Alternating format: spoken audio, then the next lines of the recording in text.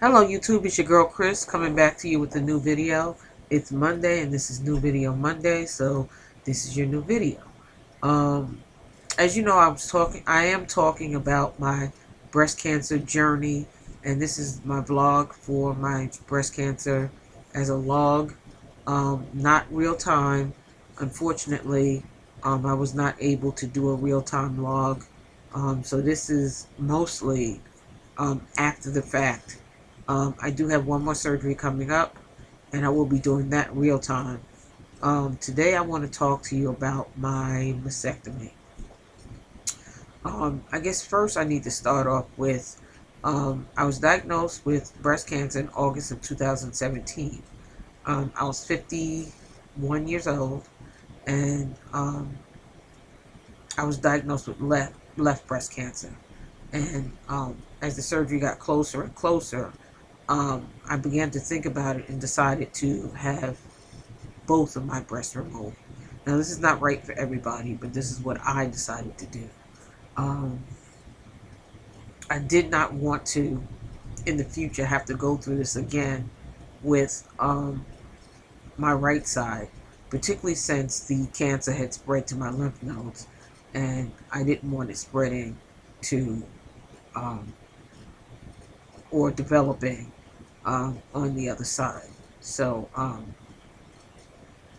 I decided to have the double mastectomy, which I had, um, and I have about 14 people on a distribution list that I send out updates weekly, daily, um, whenever I'm going through a process. For the chemotherapy, it was weekly because I went once a week for the chemo. And the other times it was more frequent. Um, the surgery was same day surgery. I went in um, early in the morning. They prepped me, and my surgery was 8 hours long. So a friend of mine brought me, and I stayed overnight. And she had my phone, and she was updating people. And I guess they were asking her, "Is it done yet? Is it done yet? Is it done yet?" Finally, after 8 hours, she was able to report Chris is out of surgery, and surgery was successful. It was successful in my book, um, definitely. I had two surgeons, a breast surgeon and a plastic surgeon.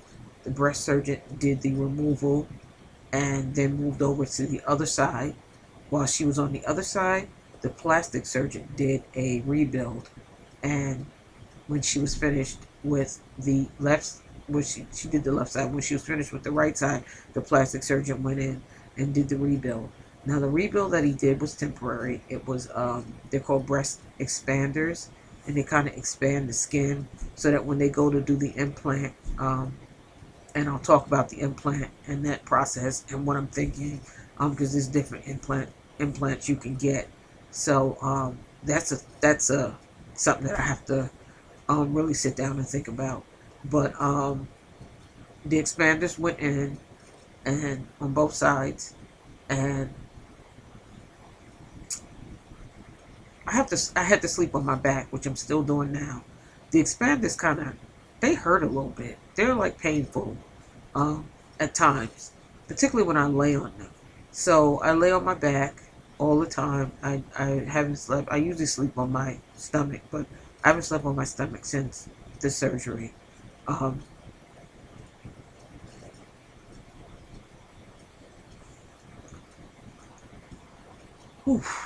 um,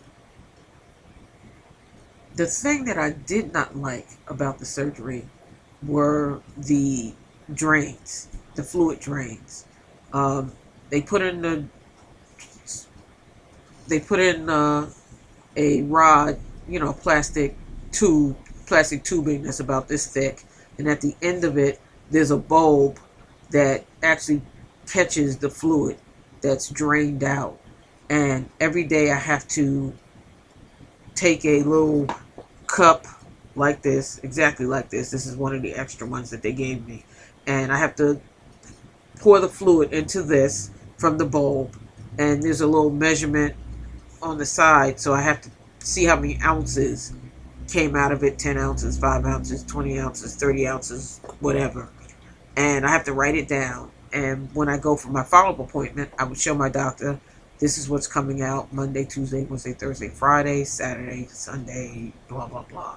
And he would look at it and make the determination if there was a low enough ounce count that he could take the drain out and the tubing and just leave the incision covered up and have me take care of it.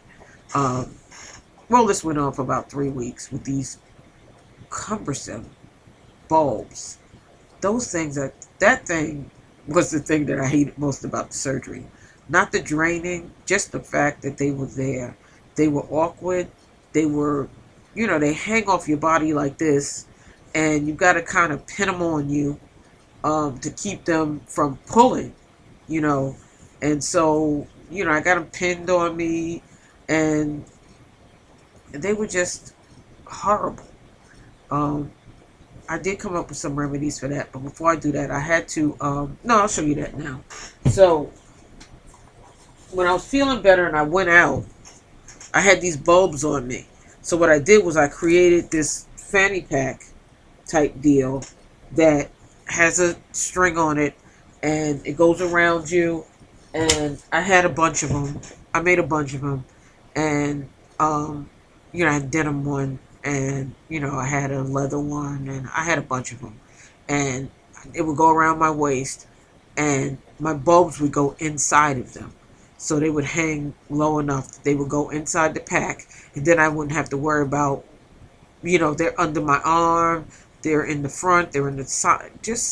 They were just a mess. I hated those things. They were like little Tupperware things, and you'd squeeze them, and they'd be probably about this big, but they were just cumbersome. And so I was happy for the pouch. And the other thing that I had to do, I figured out, was that I got a lanyard. And if you have to go through this, get a lanyard. And when I'm taking a shower, what I would do is I would hook them on to this end and then put it around my neck so that they just hung, and I could just freely use both hands to take a shower instead of holding them or figuring, it was just 3 of them, juggle them. What else? What can you do with them? So I got a lanyard and I put them on the lanyard, and that was cool. The other thing that I had to do daily was change my incision. So when they first told me, change the bandage on my incisions. So when they first told me, I was like, oh God, I don't want to do that. How am I going to get through this? So I was eligible for a nurse. So I got a nurse to come in and change my bandage the first day. She came in when I got home. The next day, rather, she came in to change my bandage. And first I had to wear this ridiculous tube top thing with Velcro on it, and it was awful. The little tube top thing. I wish I had it to show you guys, but if you can remember the tube top, this was its cousin that had Velcro on it, and it held everything together, and you would rip it open, and the way Velcro rips open, and just take the gauze off, put new gauze on, and then mummify yourself again. So that process wasn't as bad as I thought it was going to be. I thought it was going to be horrendous, but when the nurse opened it up, she was like, oh, and I looked down, and I was like, oh, it's like regular breast. The incision was down, because I'm very squeamish. It was down below, and I just, I was able to, the second day I was able to do it by myself, and I just got rid of the nurse. I didn't really want to bother me anymore. So that's pretty much it. That's it. I'm pretty much going to end this video, and my next video I will have a new topic to talk about within my journey. It's going to be the radiation. So I'm going to end this video now, and thank you for watching. Peace.